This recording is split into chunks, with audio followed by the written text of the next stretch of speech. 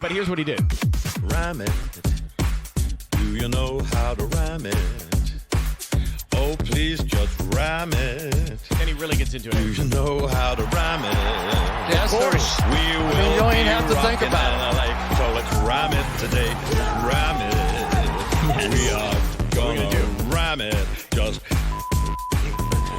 rhyme That's it. where he just rammed it. I like that. Everybody. I'm not going to remember any of it. That's the way to go. All over the Rams today and rhyme it. I mean, now he's like on his feet. How are you guys? Whose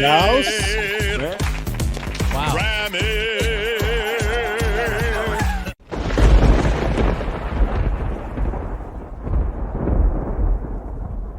What's up, everybody? Welcome back to another episode of Rams Brothers the Pod. I'm your host, Dean, and I'm joined by my brother and the other host of this show, Nick. And Nick got the Packers on Monday night, coming off of a scorching hot episode with Baker Mayfield. A lot of views, maybe a complaint about the theme song.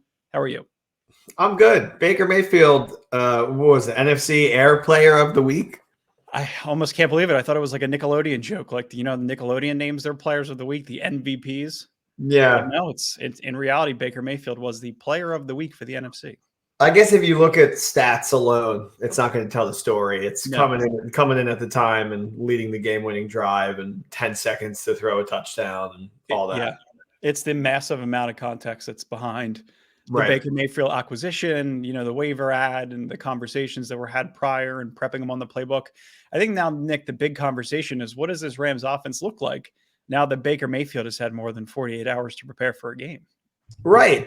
You know what? And I think this has been something I've kind of been asking for a little bit. I think we might see a little bit of what we had when we had Jared Goff under center, you know, like a little more limited in ability. You know, you don't trust it as much as you trust Stafford, but you're going to, you know, run you're going to get him out of the pocket. You're going to let him run around a little bit and then make it like a cheeky little throw or check down to Akers or somebody.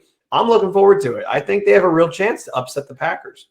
If anybody could scheme up a game plan in this game, I would think that it's Sean McVay, particularly because now I don't want to say that Matt LaFleur has such a familiar offense, and not because it's a game where he feels like he has to be able to prove what he could bring to the table. But schematically, if you could just kind of go back to the basics, what the Rams offense had in 17 and 18, whereas a lot of under center, a lot of play action, you know, a lot of outside zone reads for the running back, you know, kind of stretching the edges and just kind of getting players in space, getting your playmakers in space and allowing them to make catches, yards after the catch, and get the offense in consistent momentum, which is really what the 2017-2018 offense did really, really well. So if you can get Baker under center, you can get him running play action, you can get him on a boot, you can kind of space out the field a little bit, be able to extend drives by being consistent on third down, you know, consistently committing to the run game, because this is a defense that's allowing, I think, the fourth or fifth most total rushing yards per game. So it's a situation where if you can commit to the run, if you can have some consistency on offense with drives after drives where you're putting together, you know, 7-8 play consistent series where, you know, you're extending the field, you're getting the ball in your playmakers' hands, you're getting Tutu Atwell involved and Ben Skoranek and Van Jefferson. And it's a defense that doesn't allow a ton of passing yards, but it's definitely an opportunity for the offense to get back into a rhythm that they had previously had in pre-existing regimes. Couple of interesting facts. Let's hear it. After a bye, LaFleur is 1-2 as the head coach of Green Bay. 2 of those losses, they got blown out. So that's interesting. And then I'm trying to think back. I think the last time the Rams beat the Packers, it was still McCarthy, 2018. I don't think they have a recorded win against LaFleur and Rodgers together. It's the playoff game, obviously, the divisional round. And then was there a regular season game somewhere sprinkled in there too? Last year, remember we watched it together and I had Yes. Okay. Yeah, it was Odell touchdown. Beckham Jr. and Von Miller's first game of the year with the Rams. Yeah. Okay. And they lost. They lost, of course. But yeah, you know, McVay's guys, the guys that come from that tree, excluding Zach Taylor, usually play pretty well against him. So, I mean, coach pretty well. I should say. Coach really well. Because I don't think he's a great coach. Like I think that's. No, I don't think so either. The Packers are going to eventually realize that after a couple of years. If he doesn't stick around at the end of this year, you know, I wouldn't be surprised if he was not. I don't know if they're going to fire somebody like that, but I guess you could potentially like have the conversation as to where if you don't perform next year, there's an opportunity to potentially move on from Matt LaFleur. Yeah, It's interesting. Strikes me as somebody that would be swept up fast, Very fast. by like another team, because if you look at his record, you're like, oh my God, why would they lose this guy? But think of it like, well, you had Rodgers and Devontae Adams and Jones. You had like a great combination of talent, the MVP 2 years in a row, and what did you do with it? So you're saying the combination of Allen Lazard, Randall Cobb, Romeo Doubs, and Christian Watson is not Devontae Adams? Whoever picked up Watson like halfway through this year did an amazing job. So I don't know. Like, look at the Rams though, right? Like this year you lose a lot of guys and you go into the year thinking you're going to be able to run it back, and you don't. So maybe there is a little credit to LaFleur that we're leaving out, because I don't think Sean McVay is any worse of a coach as he was last year than he is right now. You tell me what you think of Matt LaFleur after I take you through the Packers roller coaster of a season so far. You ready for this? Yeah. Mm-hmm. Okay. So the Packers were 3-1 to start the season. They lost to the Vikings in the opening week of the season. Then they rebounded with some pretty convincing wins against Chicago, Tampa, and the Patriots. So you're thinking to yourself, they're 3-1. They're the Packers. They're going to be 13-3 again. They started the season previous with a loss to begin this. So it's like everybody thought it was the Packers all over again. Like they're going to do what they do. They always lose week one anyway. Yep, they'll make some mistakes along the way, but inevitably they'll be in a top seed in a playoff spot, having a comfortable game at home in a divisional round.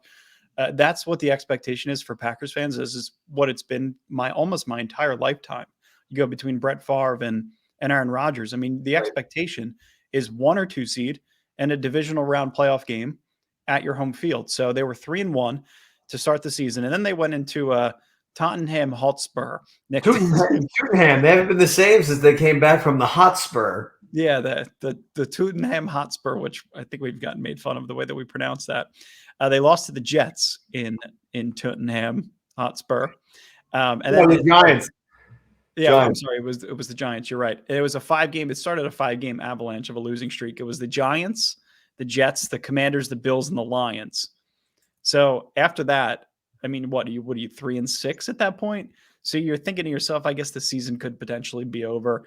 It's clearly not this Packers team of old. You're missing some key pieces on the offensive side of the ball. You're missing some key playmakers. The run game isn't consistent enough. The offensive line isn't totally healthy. So some moving pieces there.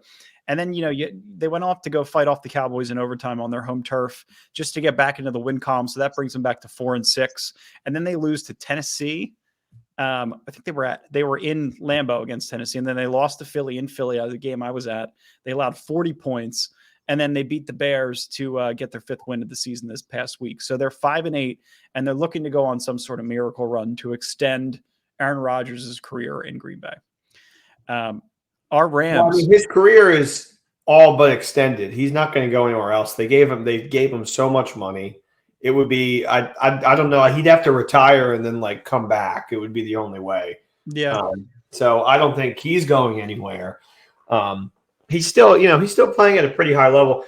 It's funny, that Bears game, the Bears go up, and you're like, oh boy, are the Packers really this bad? And then Bears were 16-3 in that game in the first half. And then you blink, and it's 35-18, something like that final score, and you're like, this guy is still Aaron Rodgers.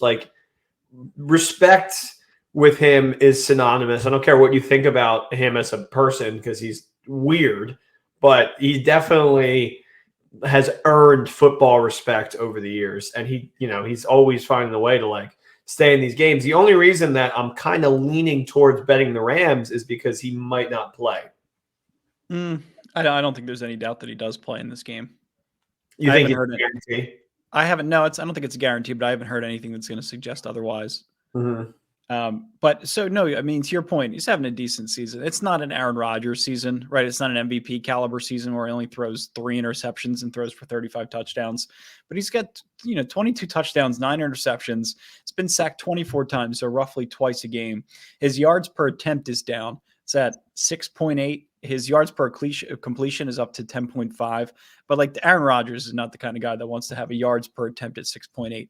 He wants to be able to take shots. A lot of his offense has been condensed down to Allen Lazard, Randall Cobb, Romeo Doubs, guys that they have to be able to kind of get the ball in their hands they're more possession guys versus a Christian Watson who will take deep shots, in the red zone, he'll take shots at him. So yeah, it's a very interesting career progression. I think for however weird you want to consider Aaron Rodgers. I mean, he's one of the best that I've ever seen play the position. If he does ever leave Green Bay, it'll be so interesting to see where he does go. Cause it seems like if there's ever a veteran quarterback that's going to go to San Francisco, it's either Aaron Rodgers or it's Tom Brady. It's Brady. I think Rodgers still holds a grudge that they didn't draft him. Yeah, I guess so.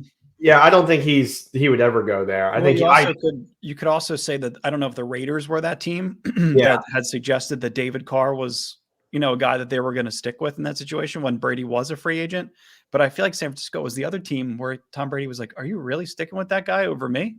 Well, no, that was actually directed towards what's his name, Fitzpatrick, because they were talking about Miami at the time. Oh, well, I mean, maybe, yeah, I guess Tua was in that conversation as well. Mm-hmm. Yeah. Regardless, it's such an interesting career trajectory with Aaron Rodgers, and it's always interesting to go up against him. But I mean, between weeks 10 and 13, the Packers offense looks a little bit more like the Packers offense. They've scored the 5th most points in the NFL and have also given up the 4th most points. So the defense is not as consistent as you would like for them to be. Although they've been, through the air, they've been pretty decent, but on the ground, they've been just god awful. Yeah. So you're Good news for Akers. It's a great situation for Akers. It's a great situation for Kyron Williams, right? And so I think that if you can get this defense in a spot where you can control the clock, you might have an advantage in this game.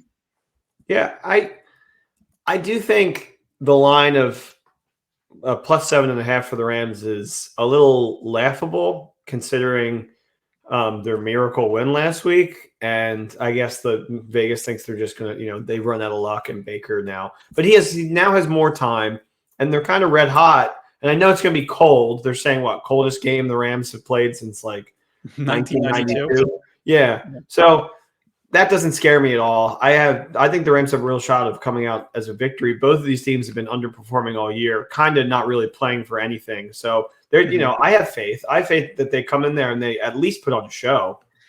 So here's my only concern. When we watched Tampa Bay and San Francisco, what was it, this past Sunday? They play 4:30 this past Sunday or 1:30 your time.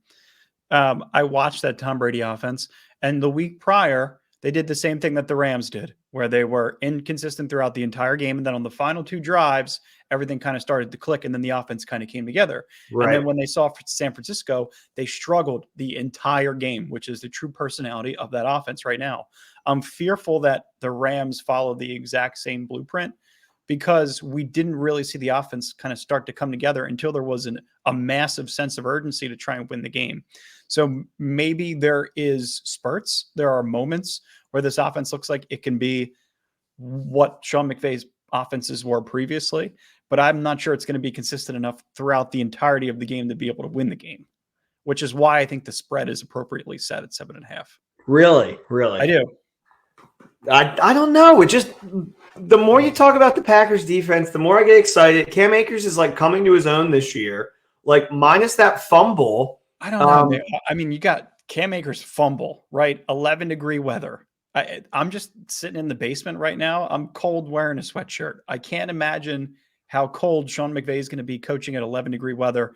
This Rams team, their personality, their offensive line, their run game is not the kind of, they don't have the personnel to be able to take on this kind of weather. That's not their identity whatsoever. They're not San Francisco. They're not Dallas, right? So it's for them to just take on this kind of situation in Lambeau.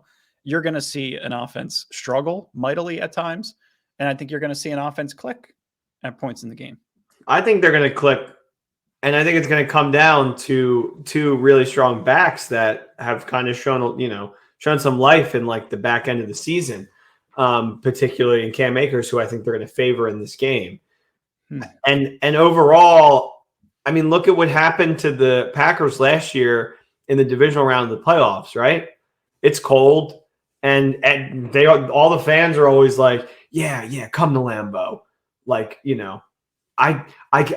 feel it in our hearts that a team from San Francisco is going to come to Green Bay and they're going to fold because they can't play in this cold weather. And what happened? The Packers folded like horribly and like looked abysmal with their MVP quarterback, and Rodgers looked cold. Like, I think these kind of games they're not won entirely in heart, but if you come in to a cold game with more energy than the other team, you have a real shot. So are you headbutting? I'm going with heart. I'm trying to find an angle to swing this where the Rams win, and I'm going to go with heart. No, I love the angle. Heart. Are you headbutting in 11-degree weather? Yeah. Mm-hmm. Really? No helmet on. You're going full force into. I'm concussing myself. If Baker's initiating it, yeah. Yeah, that's the one thing we still have yet to see is the battering ram of Baker Mayfield headbutting somebody else simultaneously creating the lightning bolt. That is the most Ram thing he could do. Yeah, totally right. Like if he wanted to be the actual virtue of the animal ram, headbutting. The best part was I saw it 3 weeks ago when he played for Carolina, and he was coming off of the bench doing it. And I'm like, this guy is an idiot. What? The hell? Carolina secured a win, and he did the victory formation, and after that, he's going.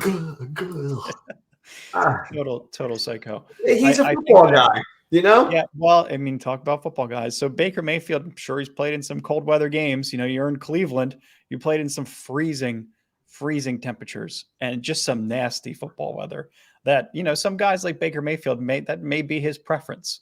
Like, I could imagine he's telling the offense, this is the kind of weather we want to be in. But when you look at the offensive line, Cam Akers being the lead back, just because you really don't have anything else, because you're not going to realistically commit to Kyren Williams in 11-degree weather against the Packers. Like, you're asking for 15 carries for 37 yards. You're not going to get much out of that. But I think it comes down to coaching, right? And in cold weather, when you're freezing cold, you can't think straight. Wasn't there another game? Was it the Chicago game going back to the 2018 season? I don't know if it was Matt Nagy. That was an L. We all remember it was an L. It was one of the games where McVay's offense was quote unquote exposed.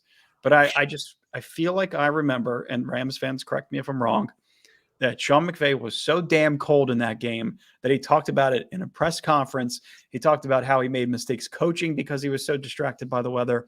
It's a very real thing. Matt LaFleur, though, versus Sean McVay. McVay's got a little more, bone to him. A little bigger, a little tougher. Yeah, I mean, and at the beginning of the podcast, I was trying to give LaFleur his day, but it just doesn't seem like a guy that is comfortable on a football field. And people can say the same thing about Sean McVay, I know, where it's like, he cares more about his hair. He's got like too clean of a haircut. He's like a Hollywood guy. And, while all that stuff might be true, if you have like a coach like Bill Belichick in a cutoff freighted sweater going into this game, I don't care. I'm going to feel better about my chances. It's kind of why McCarthy fit this Green Bay team for so long, because he just looked like that old football mind. And both of these guys, in McVay and LaFleur, are like the new hot gun show, Top Gun Maverick hunks. So this game to me is closer to a flip of a coin than a touchdown, I think. So you think it would be closer to like a 3.5 point spread? Do you think would be more realistic? Yeah, I think Rams plus 3.5 would be where I would put the line. Yeah. So it's so interesting. Guys like Matt LaFleur, you're going to see if the Sean McVay coaching tree, if there are guys, I don't think Zach Taylor is one of them, but I think Matt LaFleur could potentially be one of them, who is, his ceiling is clearly an offensive coordinator. Like, I think Cliff Kingsbury is like that. I think Matt LaFleur is like that.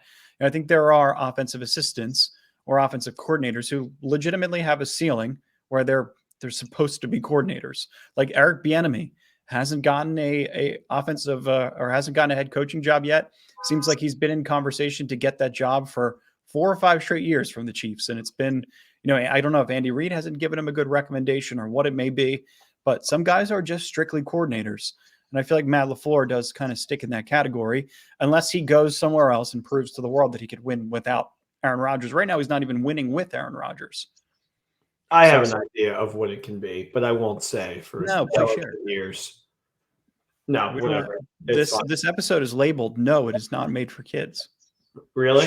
Share with the not so delicate ears. No, it's all right. I just think it has something to do with race. Don't share.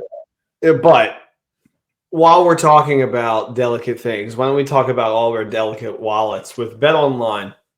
Basketball is back, and BetOnline remains your number one source for all your sports betting needs this season. You'll always find the latest odds, team matchup info, player news, and game trends at BetOnline. And as your continued source for all sports wagering information, BetOnline features live betting, free contests, and giveaways all season long. Always the fastest, always the easiest. All your favorite sports and events, whether that's NFL, NBA, NHL, MMA, tennis, boxing, or even golf. I bet the World Cup's on there too. Head to betonline.ag to join and receive your 50% welcome bonus with your first deposit. Make sure to use promo code BLEAV to receive your rewards. BetOnline, where the game starts. So that's what I want from our offense in this game. I want quick continuity, right to the point, which is exactly how you read the ad. So congratulations on that. Well done, brother. Yeah, yeah. The enemy should be a head coach. I don't know how he's not a head coach. Yeah, exactly. And maybe that's what you find out with LaFleur. I'm thinking of what to do with the rest of this episode. Because honestly, we can go through the offense, we can go through the defense. I think the defense specifically for the Packers, I feel like needs to get called out. I know we talked about how they didn't necessarily have a lead against the Bears, the 3-10 Bears, until there were 4 minutes left in the game to go in the fourth quarter. Yeah, but was there ever a doubt? Like, I watched the highlights of that game leading up to it, and it didn't, at least from the highlights, I didn't feel like there was ever a doubt. I did feel like there was a doubt. In the beginning of that game, the way that they're not able to contain the run. And a lot of it was Justin Fields escaping, showing his escapability. You saw David Montgomery with some carries. You saw, guys like Jair Alexander make mistakes in coverage on big plays. Guys like N'Keal Harry were catching passes in traffic. And then later on in the game, just like Aaron Rodgers always seems to do, Jair Alexander corrected his mistake and was able to pick off Justin Fields later on in that game. But they've allowed 400-plus yards to opposing offenses for 4 straight games. They're giving up 347.7 yards per game, which is it's a ton. I think it's somewhere towards the bottom half of the middle, somewhere in the 19-20 range. The 5th fewest passing yards per game at 192.9. So that's where I feel like could potentially struggle. You got guys like Rasul Douglas and Jair Alexander. Their back end is solid with Amos and Ford, right? So there's some pretty decent skill players on the back end in terms of personnel to be able to kind of, put that shell on the Rams' offense, but still, you could still get stuff going against this defense because they have allowed 400+ yards to an opposing offense for 4 straight games. A lot of that's Jalen Hurts. A lot of that is Justin Fields, but at the same time, there's opportunities. I think Ryan Tannehill and the Titans offense were able to put up 400+ yards. So, there's opportunities to be had. Why there wasn't a doubt, you got guys on the offensive side of the ball. Christian Watson's emerging.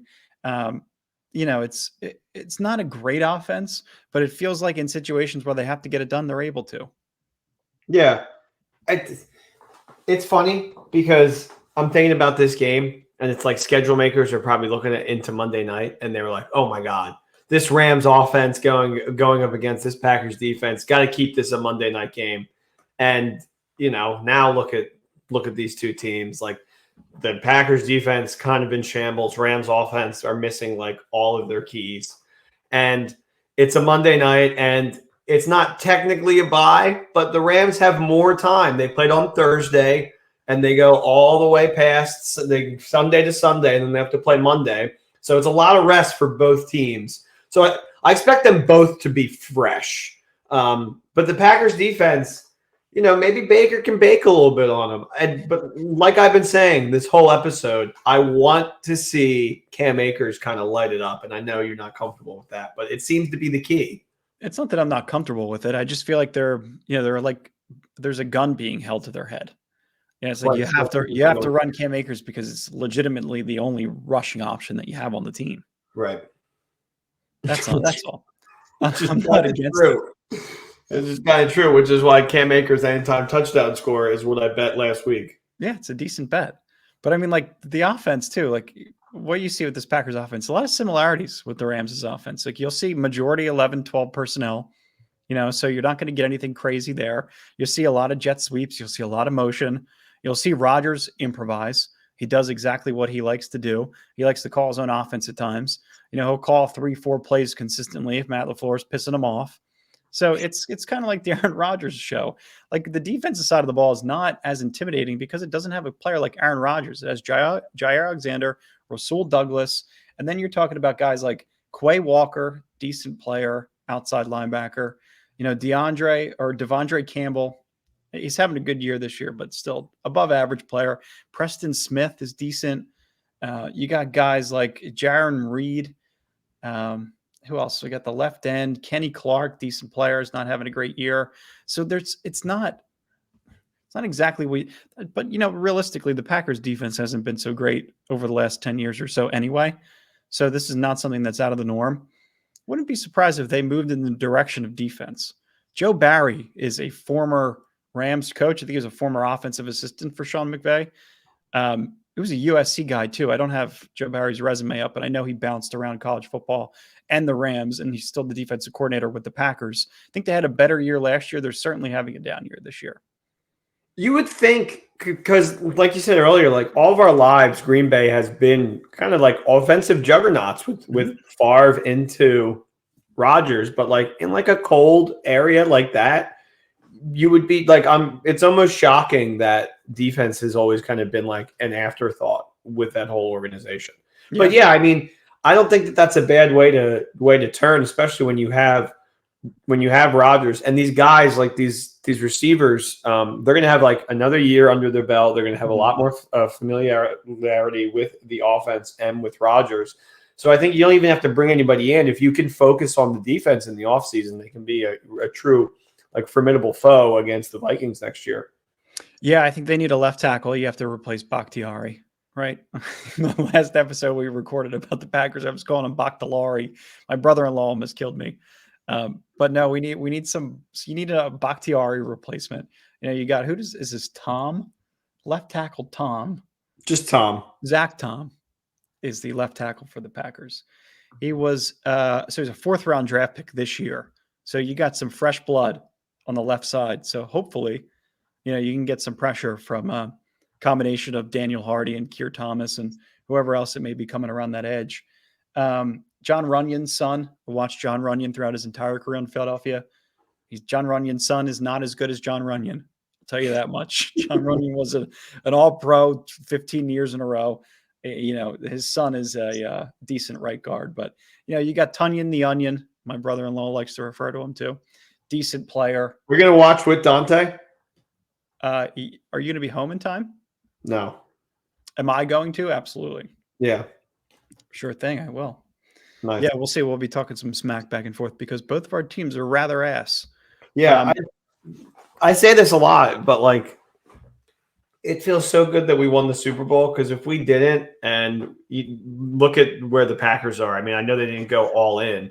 Well, Nick, I mean, we've had the same kind of championship roller coaster that they've had, right? It's 2 in the last 25, 26 years for both organizations, right? The Packers won it. When did they win it? When did they win it with Favre first? Was it 96? Oh, it had to have been around then. But then the first time with Rodgers, what was like 2008? 2000 and shit. I want to say 2011. Yeah, no, I think it's closer to 2011. Let me check. Super Bowl. Let me see. 2011. It was 11. You little, yeah. I remember these things, my brother. Let's see Brett Favre before we go to Nick's picks. Super Bowl. Brett Favre, one of the worst people in the world. Brett Favre is the Sticky Bandits. Brett Favre's a disgusting human being. I know, he's so bad. Oh. XXX. Okay, so is that 32? Super Bowl 32. Fuck. What? Google, make it easy for me. Just type what year did Brett Favre win his last Super Bowl? Trying here. 97. I said 96. Someone's listening. Somebody like Seattle Ram is like 97, 97. I'll tell you what, though, 96 season going into 97. If they won it in 97, I'm technically correct. Yeah, no, I think you got both of those. Even though the other one you said was 2011, so that would be the 2010 season. So whatever rules you want to play by. All right, fiddle fatter, piddle paddle. I'm ready for some Knicks picks. Are you? Yeah, I'm ready. All right, let's go. All right. Give me the Arthur fadeaway. The what? Diddlin. I'm sorry. I don't have that in my. Do you have the like and subscribe? I don't have that in my programming notes. Don't read it. Don't read anything yet. I think I do. Hold on one sec.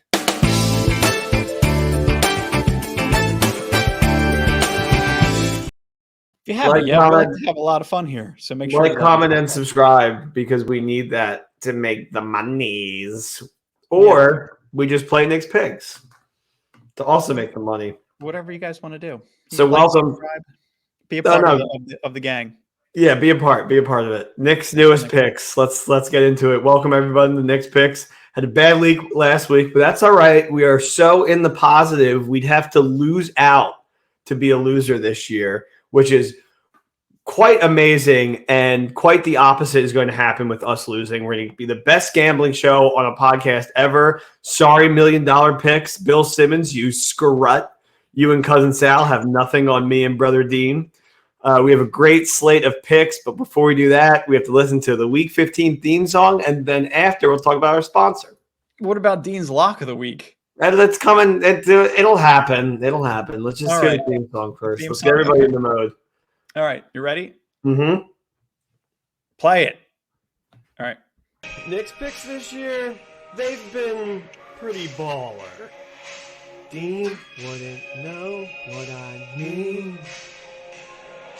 Cause Karma is my girlfriend. Karma are my picks. Karma is Baker to Van in the end zone. Karma is Jared Goff. Aren't you envious that you don't have Sean? Sweet like Ramsey. Karma is the ring still on my finger from the Super Bowl. Karma is a brand new Uncle Fester. Me and Karma vibe like that.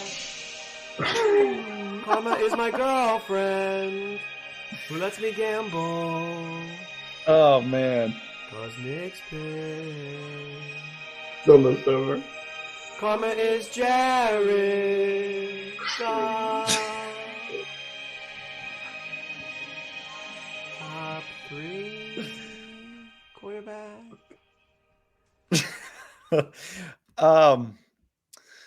That has to be the best one.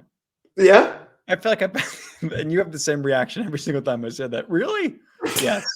No, I feel like you put a ton into that. That one, I was at the gym and I hit a PR on 275. I got it 3 times, almost 4. And I'm sitting there and Karma was playing by Taylor Swift. And I just started thinking, Karma is a brand new Uncle Fester, and then just worked backwards from there. Wow. How are they synonymous? I was just thinking, like this year's been great. A lot of good has come from it. And we got a brand new Fred Armisen Uncle Fester. That's true. Fred Armisen's having a really great year, huh? Year of Fred Armisen. I turn on Bake It to Make It, this Amy Poehler show, and he's baking it on there. And I'm like, all right, Fred, you're everywhere. He's always working. Cranky Gong. I'll give him credit for that. Fred Armisen. All right. Armisen's kind of like Nick, always working. So, Dean, we have a True Blue sponsor this week. Drum roll, please. The sponsor this week is Furorwear. Awesome design and comfortable t-shirts. Furorwear is great local LA brand you should support, like me and Dean. And because they're so great, they made us this great, unique Knicks pick shirt for the pod. No, you're kidding me. Well, look at this. Knicks picks. Check it out. They got Conquer. So you want to make some green stuff, and it's got at Rams Brothers. No way. Fewer Football made that for us? Yeah. Well, for me. For you. For Knicks picks. I don't have enough of a personality to have a t-shirt named after me. I have one for you, too. I love it. Merry Christmas. I have to send him a message that Fewer Football, that is absolutely fantastic. Yeah, right? Just so rad. You So are- rad that they did that. All because they love the theme songs every week. Can you believe it? That is awesome. So That's yeah, awesome. check out their Instagram and go and buy their awesome stuff. They make great, cool designs on great shirts, super comfortable. And don't worry, Dean, your locks are coming right now. Let's hear your My lock locks of the week. Well, why don't you? I'm going to shout out Fewer Football. Hold on. Okay. Yeah, they approached me and they were like, "Hey, we want to do something rad with Nick's picks. Like, let's come up with something cool." And I was like, "What about Conquer the Squirrel in a Rams helmet?" I'll tell you what. It's original. Let me hold on. I'm trying to get his name here so I could add it. Fewer. Oh, you're trying to like show the little LA. yeah, and then for all the people that are there it is, Fear_LA. Follow them. But yeah, check it out. We're gonna tweet a picture of it. It's gonna be great. People are gonna want it, and I'm probably gonna give one away too. At the end of this episode, I'll make a little giveaway. Yeah, I'm gonna. My locks keep going as hot as they were. Whoever, if there's anybody out there, One lock. if you placed 2 locks, Ben Skronik anytime touchdown score a few weeks back, and then this one was massive. If you threw $20 on this one, your return was like $500. Yeah, that was a good one. I'll tell you what, that's a good one. So So follow it up. What are you following it up with? What am I following it up with? Stuff it's tough to top week over week. I want to stay away from the Giants and Commanders. I think the Niners kick the Seahawks ass, but I don't know. I think I'm going to go Niners to cover the spread, and I'm going to go Kenneth Walker anytime touchdown scorer. Okay, Dean likes Niners. Interesting. I like the Niners to cover. I think the Seahawks are. I just watched them play against the Panthers, and you really had nothing in that game. There are a couple of moments offensively, but nothing impressive. And Kenny Walker's coming back from an injury, and I believe they play Thursday night. So early money that you can make on Thursday night, tomorrow night, before you go into the weekend. Yeah, don't be a square like Dean and listen to me. 49ers at Seattle is where we're going to start because it's a Wednesday episode and we can bet on the Thursday game, which usually sucks. But we got an NFC West dog matchup here. Brock, whatever this guy's name is, not Osweiler, Purdy. He's questionable. So who comes after Mr. Irrelevant on the list? He's questionable. Mr. Superman comes after that. We get another Cam Newton. I'm back tomorrow. Boy, I hope not. Either way, we're going to ride with Geno and the Hawks. A great chance through against the Niners on the dip after blowing out a horrible team in Tampa. Look, Seattle D has been declining, but they're still most likely to be a playoff team. They have a lot of weapons. DK and Lockett are pretty much in the end zone every single time I watch a Seattle game. And they're always able to keep up with the Niners. Plus, this has always been a rock, paper, scissors division. McVay beats Carroll. Carroll beats Shanahan. Shanahan beats McVay. Close your eyes, place the bet, smile into the weekend. Seattle +4. Line came out at +4, but moved to +3.5. So if you're taking it now, take the half point for the potential push as opposed to 1.2 points. I hate half points. I hate them on Nick's picks. 21-24. I think San Fran most likely walks away with a dub. I wouldn't be surprised if Seattle upsets them. Every idiot is on the Niners this week. So, Thursday night games are absolutely crazy. We're going to go with Seattle +4. Speaking of the division, I'm going to see if I can share this graphic. Can you see it? No. Can't see it well enough.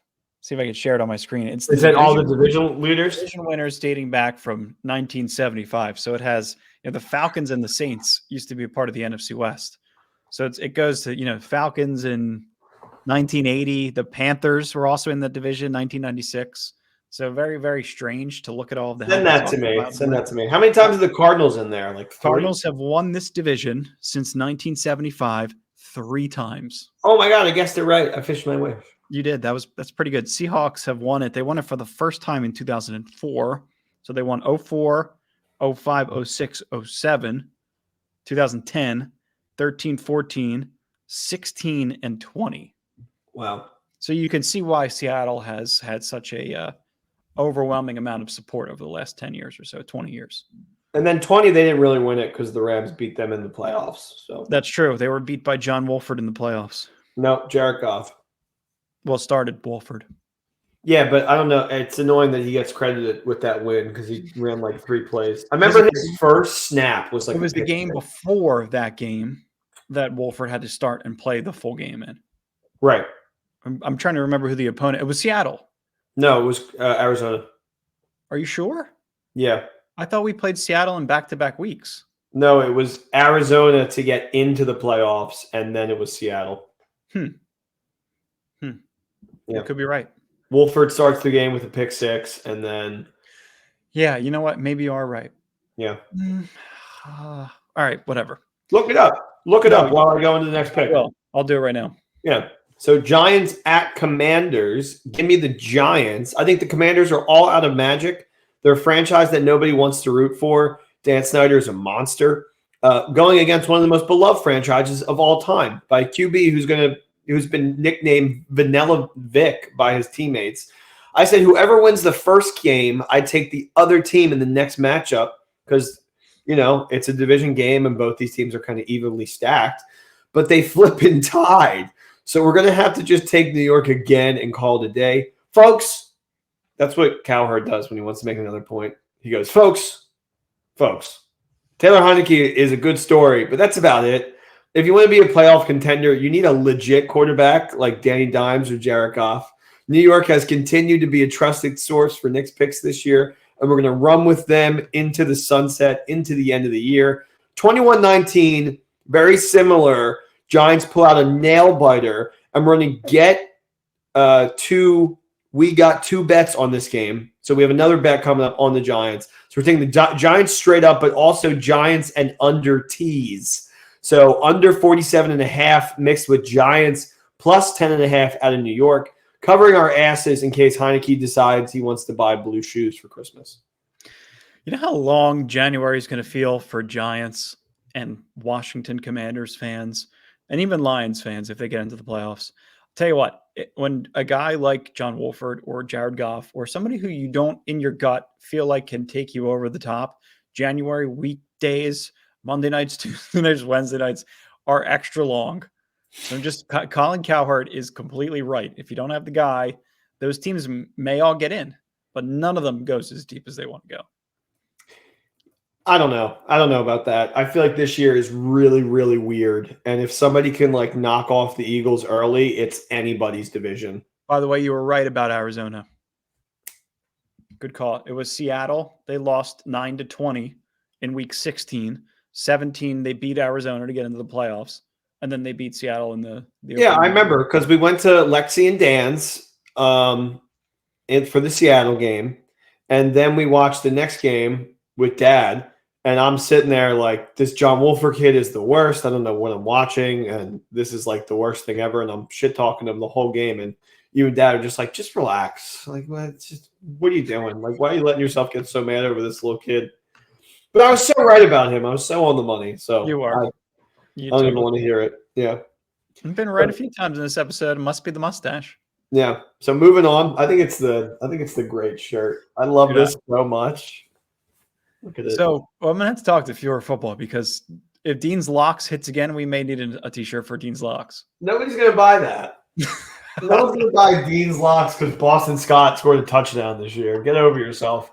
I had a perfect week where I got 5 bets right. And I didn't get a clip on the Twitter page. Dean makes one lock and it hits, and there's a Twitter page clip for weeks flying up.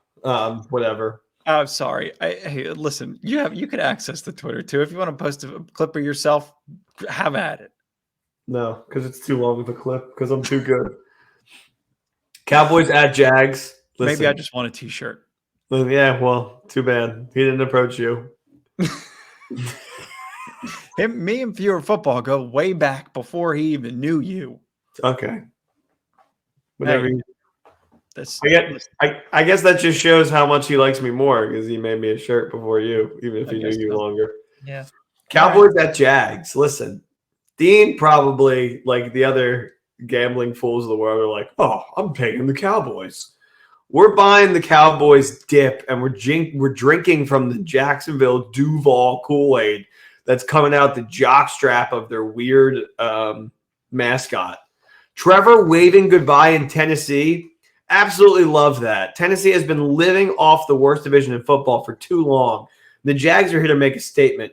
Cowboys, I wouldn't call them fraudulent. I still think they're good, but they do have a mediocre coach and a subpar quarterback. Doug Peterson, Jags coach, is used to playing the Cowboys when he was in the division with them when he won the Super Bowl with the Eagles. While the Jags have been hot and cold this whole year, I think they're putting in a lot of good culture work for next year. I think beating a divisional rival last week is going to give them the gusto, bravado, hunkiness, whatever you want to call it, that will carry them throughout the remainder of the season. 32-30, I think the Jags pull it out, but I'm just going to take Jags +5 and enjoy the non-sweat and be smart. Jags. Who did the Jags play this past weekend?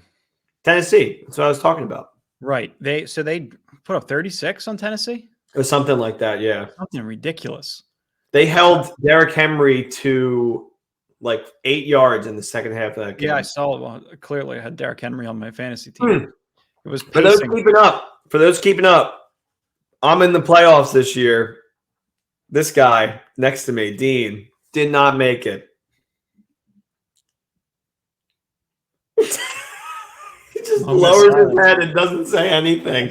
I think he outscored me by like almost 300 points. Yeah, 222 points. Third in points, missed fantasy playoffs. Total bullshit. Total bullshit. Oh, the Los Angeles Lokies. I'll tell you what, I feel like Vegas's favorite team is the Cowboys because they probably make the most money off the Cowboys. Because everybody bets on the Cowboys. Everybody bets on the Cowboys. Everybody buys the Cowboys stock. And it's a great opportunity for Vegas to make money on them again this year. Yeah. Or in this week. So I don't know. I think I'm going to side with you. I'm going to go Jaguars too. I don't know. How about this? But they're definitely going to cover. The lines open up next week, and we're probably going to be watching this game with Eagles fans. Eagles, Cowboys. Eagles are dogs for the first time this year. Wow. +1. Can't believe it. I know. I'm sure the line will move because everybody's going to buy Philly. And everybody's going to buy that stupid dog mask all over again like they did in 2017. I don't think that can justify that. Anytime the Philadelphia fans can call themselves dogs, they're putting on the dog mask. I hated that. It's like a weird-looking dog. Great Philadelphia tradition. All right. Anyway, let's run it back with extra thick straps. Extra thick straps. Dean hasn't made it to season 6 of Community, so he probably didn't understand that reference. But I know somebody did. Somebody out there is smiling, I hope. No? Yeah, sure. Okay. Thursday night, Seattle +4, Giants money line, Giants under tease, Jags +5. And my quick pick, I talked about it throughout the whole pod. Sing it with me now. Rams +7.5. Come on. Monday night, Baker. Rodgers is questionable. Let's rip it. Let it rip. Sorry, Dean. No Lions. I hate the stinky Jets so much, but they're such a formidable foe, and I'm getting flashbacks from that 2020 season when the winless Jets beat Goff and the Rams. Oh, boy. You've hung away from the Lions for the past couple of weeks, and they've done nothing but Yes. Maybe that's the key. I can't remember weeks of you saying I don't want to bet the Lions. I'm going to stay away from them. Outright win. Well, yeah. I mean, look, there's a couple things. I got a text from the gambling godfather, also known as our cousin's dad, and he loves the Jets. So I couldn't, in good faith. Yeah, because he watched the way that they played the Bills. So. Yeah, I couldn't take the Lions. I'll tell you what, I really like that Mike White kid. So understandable. Yeah. No, it's not. He's a good quarterback. He is okay. He looks good in comparison to Zach Wilson, who is booty cheeks. There's 21, 22 people in the entire world that can play that position without looking like a total asshole. All right. So, all right, let's start at the top. Number 1, Jared Goff. Number 2, me on Thanksgiving. Number 3, me at a tailgate. Do you remember when we were at the Ravens tailgate and we got a little too drunk and we were like throwing these deep balls to each other, going into like other people's cars? Yeah, we just Nick run a deep post through those two cars. Throw a bomb, caught it over your shoulder. Oh my God. The next day, my arm was so sore. Yeah, see, I don't get that. Good for you. Just kidding. Of course I do. Of course I do. Thanks for listening, everybody. Another great Your episode. Sports, guys. Let them know you want to buy this Knicks pick shirt. Yeah. It's a pretty cool shirt. I'm going to definitely wear it want one. tomorrow to work. That's awesome. I'll be wearing it as soon as you come home. Don't worry. I got you an extra small. Not funny. I'm a size bigger than you. No. What do you Oh, wear? full size. What do you wear? XL? Homage or homage, whatever you want to call homage, contacted us and said, I got t-shirts for you. What are your sizes? Last time I communicated back, medium for Nick, large for Dean. Put me on blast. No. You put me on blast first, said I'm an extra small. My girlfriend says I have a medium body. He's medium all the way around. All right. Thanks for listening, guys. Appreciate you. Like, subscribe, comment, do whatever you got to do. But join us for the journey of the Rams. Take care, Rams, guys. Thanks for listening. Peace.